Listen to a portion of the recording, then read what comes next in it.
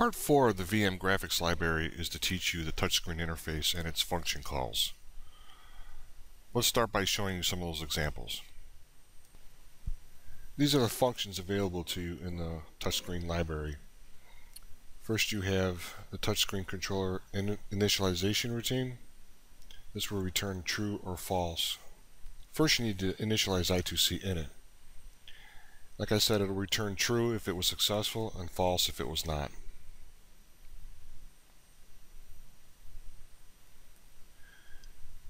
Then we have get pen location. There's a struct value for this. This will update all those values in there, so calling this will update everything for you. We'll get more into these later. Wait for touch pressed is used if you're waiting for a user to touch something on the screen, but if you pass it a timeout value and it is exceeded, it will fall through. Same for touch release. You can pass it a timeout value as well. Check touch container works with create touch container. You pass it an X value, a Y value for the location on the screen and the container that you want to store it as. Create a touch container, same thing, except you pass it an image, so in which it will create a container around that image. You will also have to supply a container value. Create a touch box works with check touch box. It works the same as check container. The only difference is you have this show on the end, which will use for debug purposes. When you're creating new projects, it will show you the actual touch box where it's located at. This is used for placing a touch box around text. And we'll show you all this right now. So first we clear the screen to black, and then we're going to put touch me on the screen, and we're going to create a touch box around it. This creates a touch box around touch me, the text. The container value, we're going to start at 0. And as you create more containers, you'll just increment them 0, 1, 2, 3, and all the way up and so on. I think to better show this, I'm going to create a second create touch box. I need to increment the container value. And we're going to make this touch me 1 and touch me 2.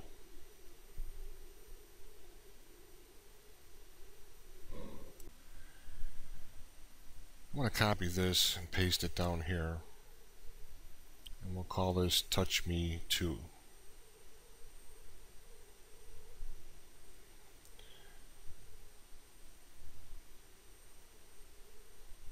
We're going to need to move it down some.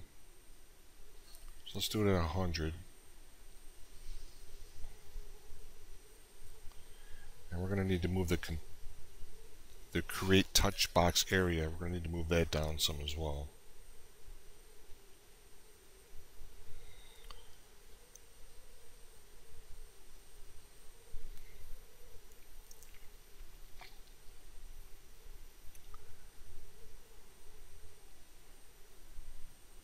I need to show you something as far as the containers go. The containers are defaulted at 50. You can change this up to 255 if you like. You can create more. The reason why you can't right now, the way it sits, is because the parameter passes a byte value. If you change it to a word, then you can pass more container values. But 255 is an awful lot on an LCD. But you're free to change the code.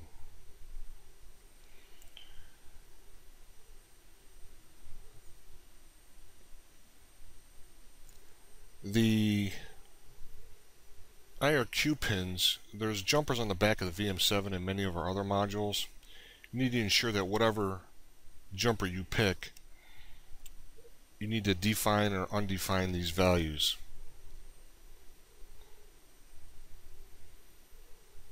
You also need to ensure that you initialize them as inputs. If you forget to do this, it obviously won't work. So I initialize all 3 as inputs just in case the user changes the jumper, he doesn't have to change the code.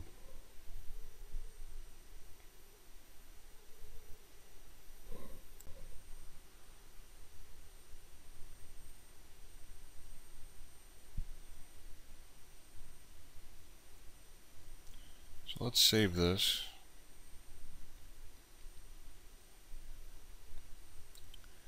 And download it to the board.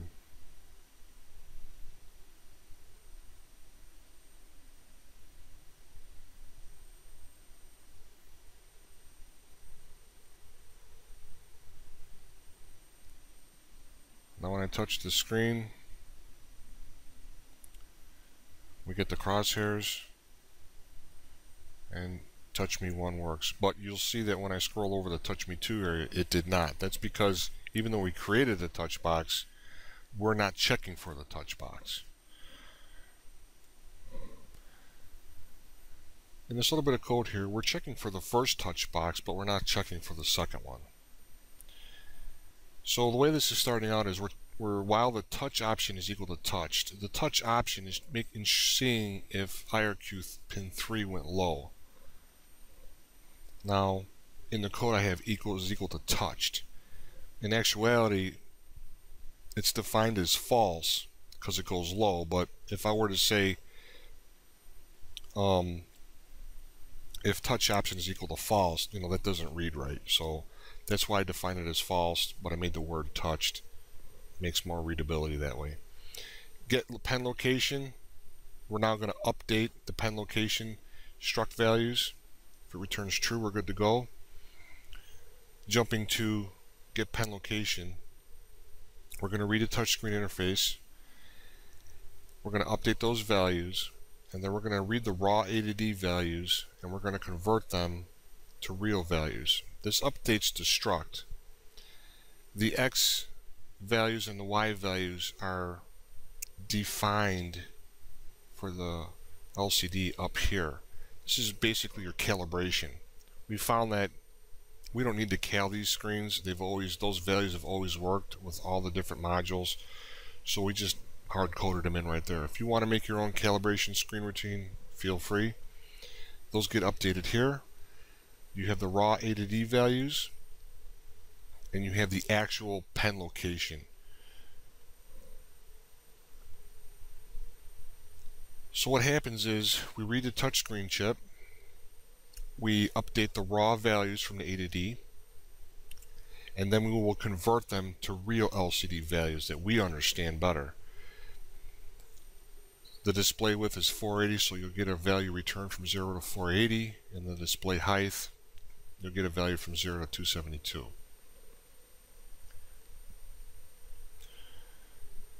We then return true or false depending on what happened inside here. So if it returns true, we know the values that we got are good.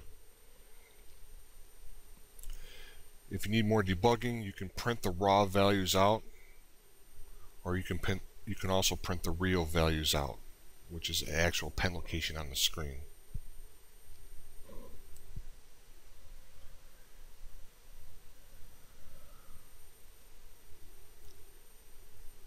So we're going to need to create this second touch box. We get the real values for the actual pen location, and that's the container value, which was 0. If it returns true, that means somebody touched something inside that area. We clear the screen to black, and we put touch me on the screen. If it was not in that area, we take the real pen values again, and we display the crosshairs on the LCD. And we stay inside of here until somebody lets go. So what we're going to need to do now is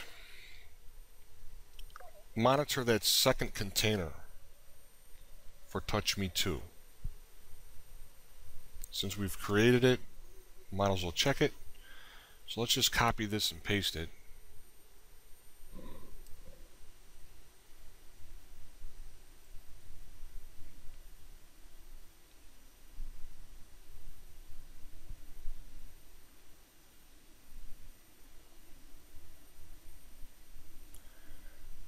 I don't think I want to clear the screen, but I do want to change the text. So let's put something else on the screen for when touch me 2 is pressed. And let's move it down towards the bottom of the screen.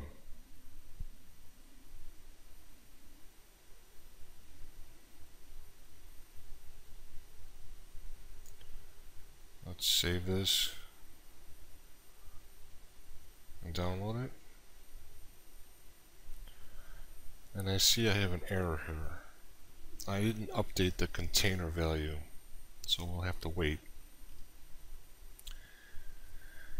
TouchMe 1 is container value 0. TouchMe 2 needs to be container value 1.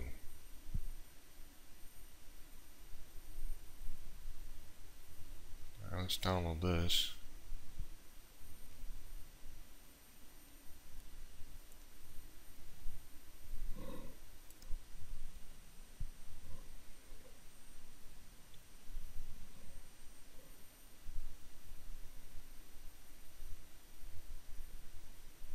I can touch the screen when I press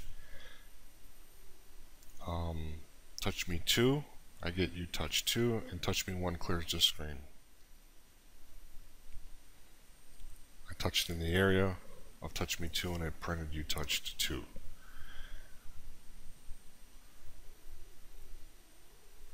So now the container value for the second, for TouchMe 2, if I move that text down a little bit more towards the bottom, I don't exactly know where this touch box is at. So if I make the last parameter 1, I can see where they need to touch inside. So setting this to a 1 will illuminate that, and I can show you this more clearly that way.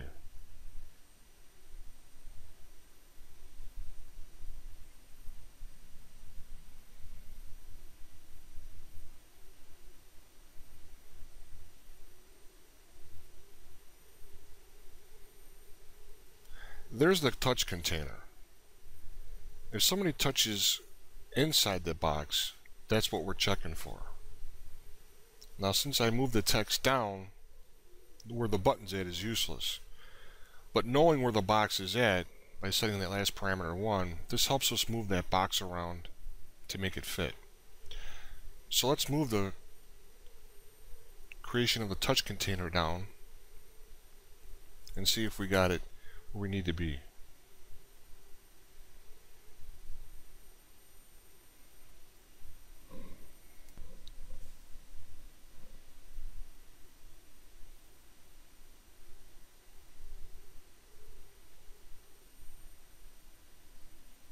Okay, we're pretty good. But you see we need a little bit more to the right. We're not truly enveloping the entire text.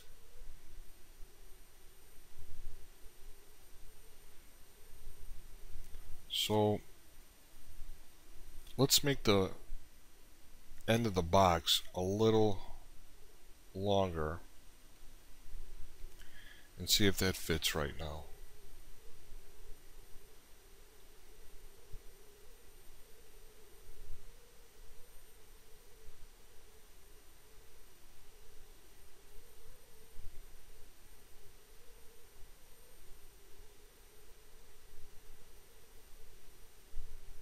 Okay, it'll probably be a little bit more, but it's now fitting inside there.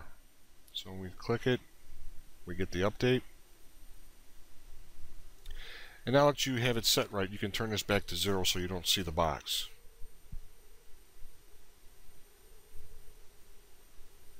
So as you have shorter text, longer text, smaller image area you want to put, turning that to 1 will show you where you're at.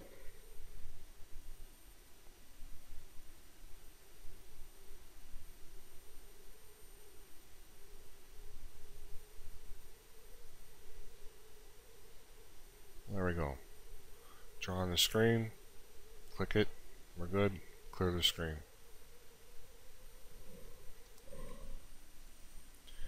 Next we're going to work with check and create a touch container. These are for working with images. So let's get rid of this. Let's go to the graphics library and grab a button that we used in there.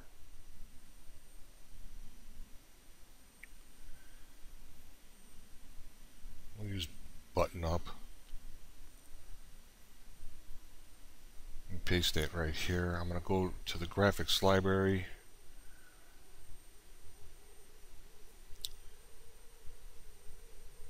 Copy and paste some of that text here. I want to display an image, so I'm going to just copy this. I'm going to put the button image in there.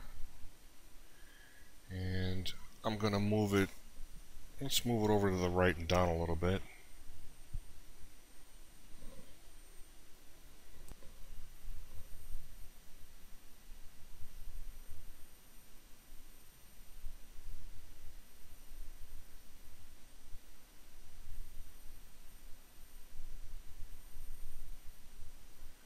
Let's download it.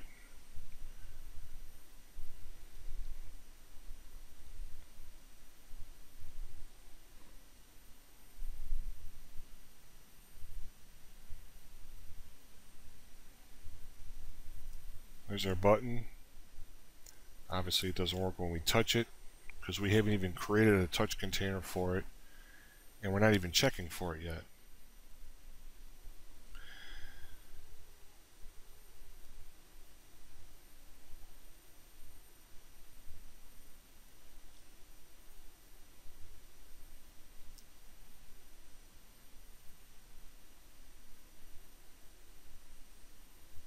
So let's check for the container for that button up image. I'm going to copy that. Instead of check for a touch box, we're going to check for a touch container. Check container. We're going to pass it the pen values, and it's container value 1 if returns true.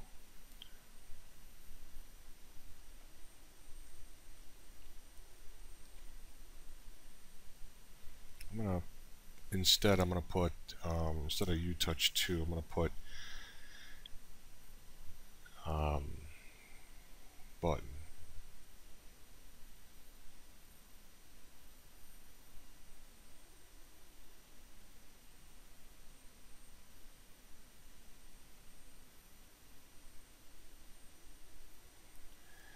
Let's create a touch container for that button right now. You need to pass, the first two parameters are the X and Y location for that container.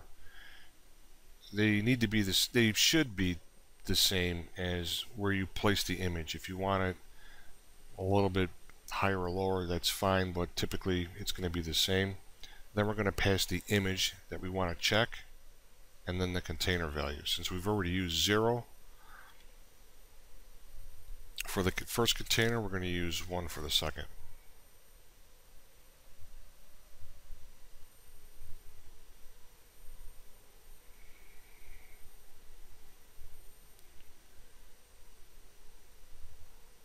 Just checking here and make sure I got that 1 there.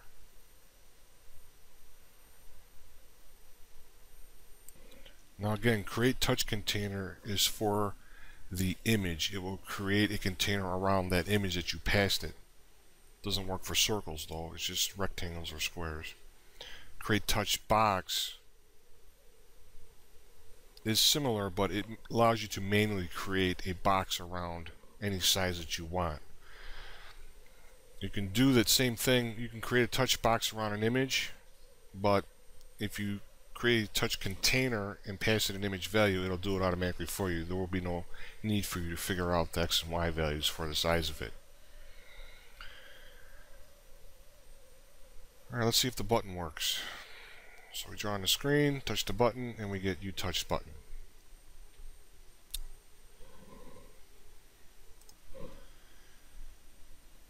Let's put some text over that button.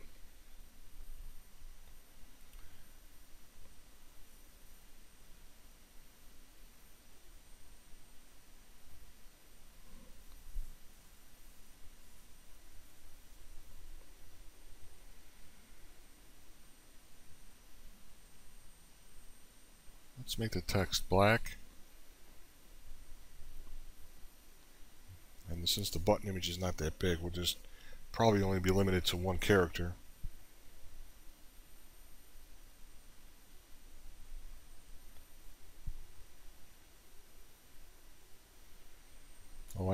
have basic sans in this demo. Let's change the font type. Let's use Comic Sans. Let's pick a size. I'm going to wing this because I don't know.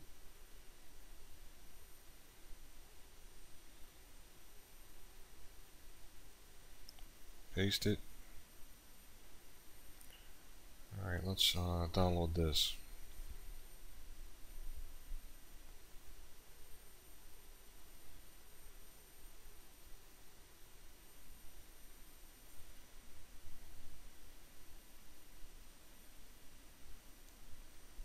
Since the button's in a different area, the text is in the wrong area. I forgot to update that, so let's redo this again.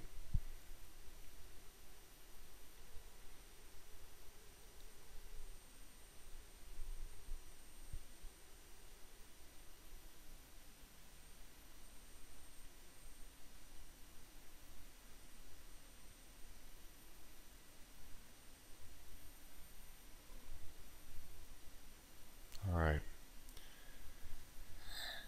Let's see.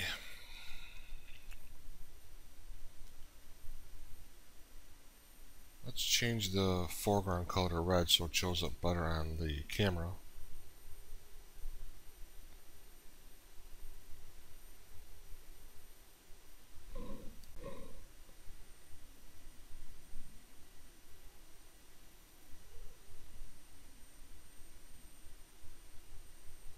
Okay, there you can see it.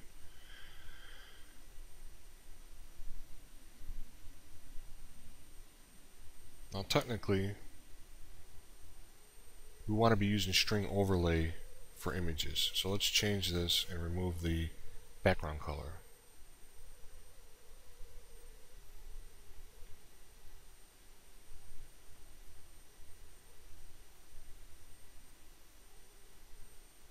Let's give this a try.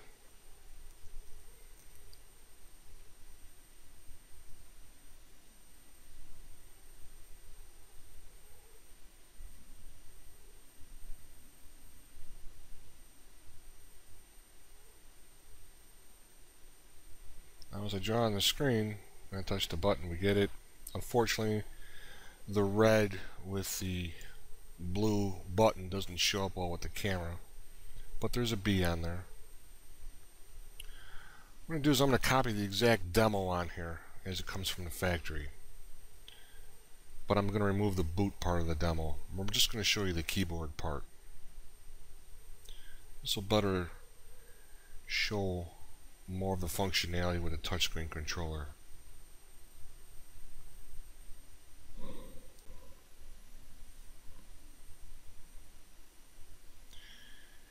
In the keyboard demo,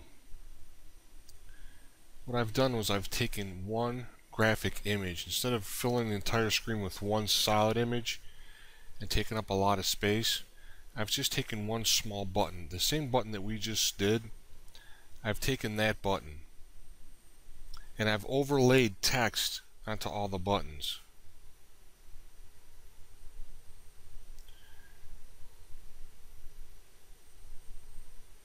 I'm typing out VersaModule here, but it's hard to see with the camera. There it comes in.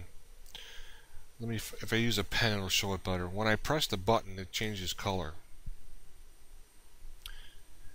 When I press and hold it down, they turn green. You can have them flip up, flip down to different images like, you know, Android stuff does. There's a space bar turning green when you hold it down. I have a second lowercase set of alphanumeric and then numbers and symbols. When we press enter, it'll show what we typed out, and then we can draw on the screen. Touch Me clears the screen. Let's walk through that. What I've done was I've defined the X and Y locations for each one of those buttons. I'm using the same image, but telling it to display it in different locations on the screen. I have 3 different character sets here. Every time you press the alternate button, it will re-update those re-update the text on those buttons. So when you call the keyboard routine, we call update keys, and we pass it the type of what type font set we're going to put on top of the keys, which is defined up here. And I overlay them onto the images, because I first display the button and its X and Y locations, and I'm getting the X and Y from the array. Then I overlay the new text on top of them. So when we first called keyboard, first thing we did was we cleared the screen to black.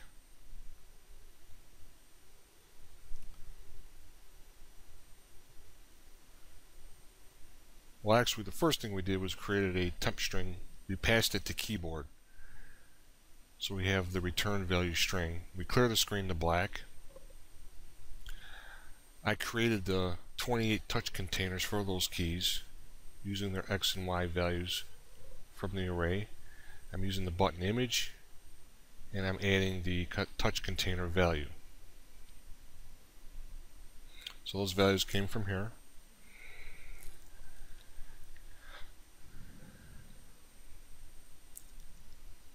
Then I call update keys, which we just went through. I put all the images on the screen. I overlay the fonts on top of them. We come back. The alternate spacebar and enter, they're different images, so I have to do those manually here. I display those images, and then I create a touch container for them. And then I overlay the text for alt, enter on top of those. Space does not have any text, obviously.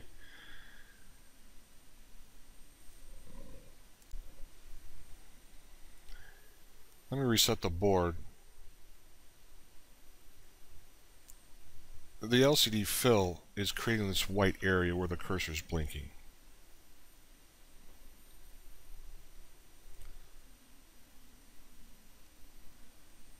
So that's what the fill's doing. I check the touch option, I get the pen location, and I turn the piezo on. I loop through all 28 keys, checking their container values to see who was touched.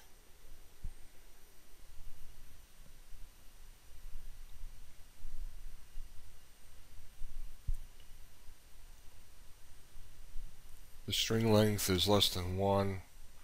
We're just going to fill the screen. We're going to basically clear the white area out.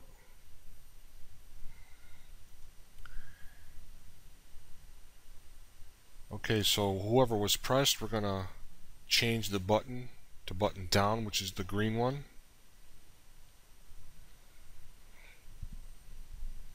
Because originally it was button up, which is blue. So we're going to replace that image with the green one. And I have to do the alt, space, and enter separately. And then I have to re-overlay the text on top of it. I wait here for the user to let go. Ticks per second is 20, so I'm going to wait 2 seconds for that user to let go of that button. If they still holding it, I'm just going to replace it, go back to showing it as blue. You sit here and wait. It went blue. It looped right back and showed green again.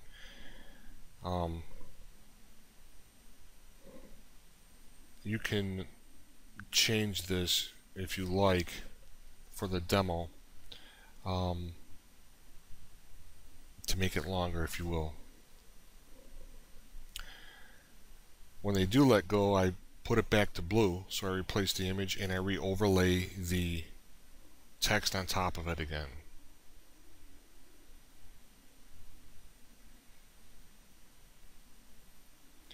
This is the check to make sure that when we're typing on the screen, we don't go too far over on the right side of the screen. So this will keep us inside. Here we're manually checking the alternate button We're manually checking the spacebar.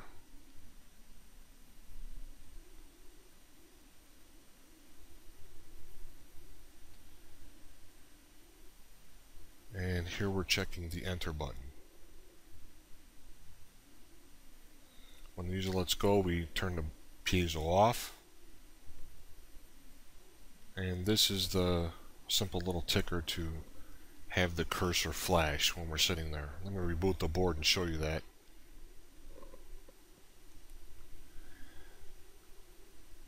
We're just flashing a cursor so it doesn't look like it's locked up or something.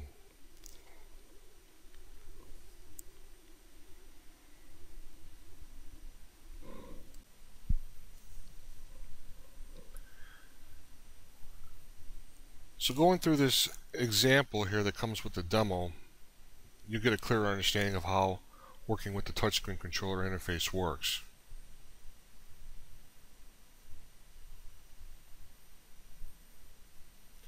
Like I said, you pass it the string, it returns the string. We wipe the screen to black and we show what they entered on the LCD. And then I add a touch me up on top so you can clear the screen.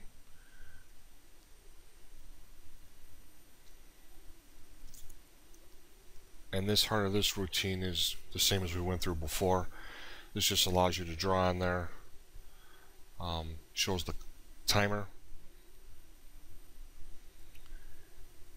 and keeps looping around.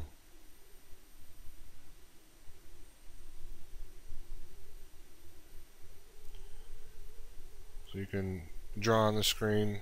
It shows what we entered when we return back from that function call. We can print the real and raw values, uncomment these. I'm going to open up the COM port here.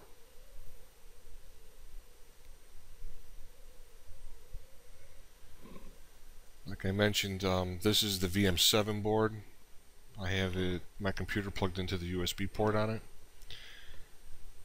I'm going to connect to it. I'm going to type something in on the screen so we can get to that main routine to show the values. And you can see as you touch the screen, it updates the values. We're going to give you the raw values from the LCD, and then we're going to convert those to real values.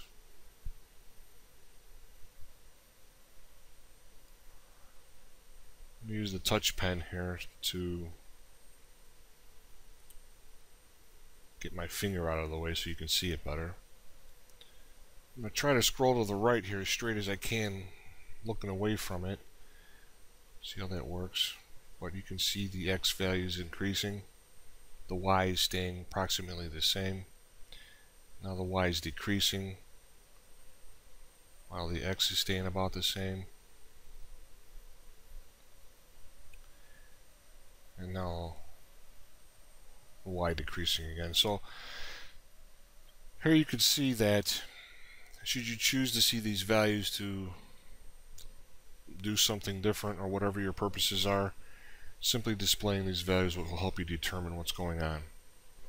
So even though this video was really quick, by using the demo that comes with the kit, you can see exactly how the touchscreen interface is used by the methods it's calling in the software that's provided with the kit.